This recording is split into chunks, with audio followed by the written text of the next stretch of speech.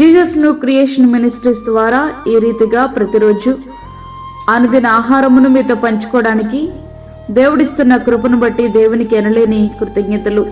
వాక్య ధ్యానంలోనికి మనం వెళ్దాం. కీర్తనల గ్రంథము 37వ అధ్యాయము 25వ వచనం. నేను చిన్నవాడనై ఉంటిని, ఇప్పుడు ముసలివాడనై ఉన్నాను. ఆయనను నీతిమంతులు విడువబడుట గాని వారి సంతానము భిక్షమెత్తుట గాని నేను చూచి ఉండలేదు. దినమెల్లా వారు దయాళురై అప్పు ఇచ్చుచుందురు, వారి సంతానపు వారు ఆశీర్వదించబడుదురు. దావీదు గారు తన జీవిత కాలమంతా పరిశీలించి తన అనుభవపూర్వకంగా తెలియచేస్తున్న అద్భుతమైన మాట ఇది. ఈ వాక్యమును చదువుతున్నప్పుడు మన జీవితానికి ఇది ఎంతో భరోసా కదా. అవును, నీతిగా జీవించిన వారు కోట్లు సంపాదించగలరేమో గాని కోట్లు పెట్టి కొనదామన్నా దొరకని సమాధానం మాత్రం వారిని వారి సంతానాన్ని వెంటాడుతూనే ఉంటుంది. వారు విడువబడరు, భిక్షమెత్తరు సరికదా, వారే వేరొకరికి అప్పు ఇచ్చేవారుగా ఉంటారట. బైబిల్ గ్రంథం ఇలా స్పష్టంగా మనతో మాట్లాడుతూ ఉంది. నీతిమంతుడు లేడు, ఒక్కడునూ లేడని. రోమిలకు రాసిన పత్రిక 3వ అధ్యాయము 10వ వచనం. కానీ నమ్మువారు ఆయన కృపచేతనే క్రీస్తు యేసునందలి విమోచనము ద్వారా ఉచితముగా నీతిమంతులని తీర్చబడుచున్నారు.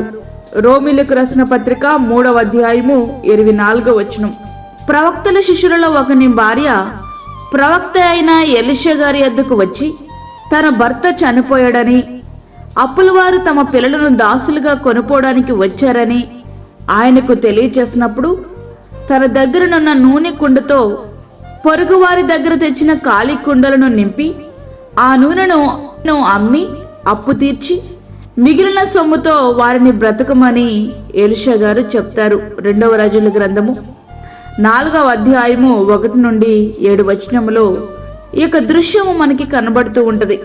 వారి తండ్రి అప్పు చేసి చనిపోవడం చాలా బాధాకరమైన విషయమే. అయినప్పటికీ ఆయన బిడ్డలు విడువబడలేదు, భిక్షమెత్తలేదు.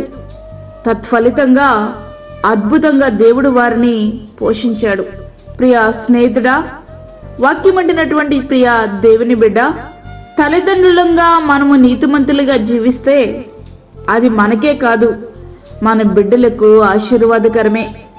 బిడ్డలు ఆశీర్వాదకరమైన జీవితాలు జీవించాలని కోరుకొరని తల్లిదండ్రులు ఎవ్వరూ మనకి కనబడరు. అయితే వారి యొక్క ఆశీర్వాదకరమైన జీవితానికి మన నీతివంతమైన జీవితమే పునాది. కనుక ప్రియమైనటువంటి దేవుని బిడ్డ, దేవునికి ఇష్టంగా నీతిమంతులంగా దేవుని కృపను వెంబడించేవారుగా మనం జీవిద్దాం. మనకు మన బిడ్డలకు మనం ఆశీర్వాదకరంగా ఉందాం. అట్టి కృప ధన్యత ప్రభు మనకి అనుగ్రహించునుగాక. ఆమేన్. వాక్యమైన ప్రియ దేవుని బిడ్డలారా, ప్రార్థనలో ఏకీభవించండి. పరిశుద్ధమైన తండ్రి, ప్రేమగల యేసు ప్రభువా, శ్రేష్టమైన అమూల్యమైన మరి యొక్క దినము మా జీవితంలో మీరు అనుగ్రహించారు, నీకు వందనాలు. ఈ దినమంతటి కొరకు మీరు మమ్మల్ని సిద్ధపరచండి ప్రభువా. ప్రతి విధమైన శోధన, కీడు, ప్రమాదము, తెగుల నుండి మీరు మమ్మల్ని తప్పించండి. చంటి బిడ్డలను, వృద్ధులను, గర్భిణీ స్త్రీలను మీరు జ్ఞాపకం చేసుకునండి ప్రభువా. వారికి కావలసిన నీ కృపను సమృద్ధిగా మీరు దయచేయండి. దూరదేశంలో ఉండి ఈ యొక్క వాక్యమును విని ప్రార్థనలో ఏకీభవిస్తున్న ప్రతి ఒక్క బిడ్డను మీరు తాకండి. వారికి కావలసిన సంతోష సమాధానములను దయచేయండి. అదేవిధంగా ఈ దినమంతా నీ కృప చేత మమ్మల్ని నింపి మాకు, మా కుటుంబాలకు మమ్మల్ని ఆశీర్వాదకరంగా చేసి నీ కొరకు సాక్షులుగా నిలబడి ఆశీర్వదించబడే భాగ్యం మాకు దయచేయమని, మాకు కాదు యెహోవా, మాకు కాదు, సమస్త మహిమ ఘనత మీకే ఆరోపిస్తూ యేసు పరిశుద్ధ నామమున అడిగి వేడుకుంటున్నాము తండ్రి. ఆమేన్. ఈ యొక్క వర్తమానములు ప్రతి దినము పంపించబడతా ఉన్నాయి. ఈ యొక్క వర్తమానములను మీ బంధువులకు, మీ స్నేహితులకు షేర్ చేయండి. దేవుని పనిలో మీరు కూడా పాలిభాగస్తులు కండి. అదేవిధంగా మీ ప్రార్థన అవసరతలు మాకు తెలియచేయండి. మా ఫోన్ నెంబర్ 9177377559. దేవుడు మిమ్మును, మీ కుటుంబమును దీవించునుగాక. ఆమేన్. దేవుని సేవలో మీ సహోదరి అన్నమణి సాల్మన్.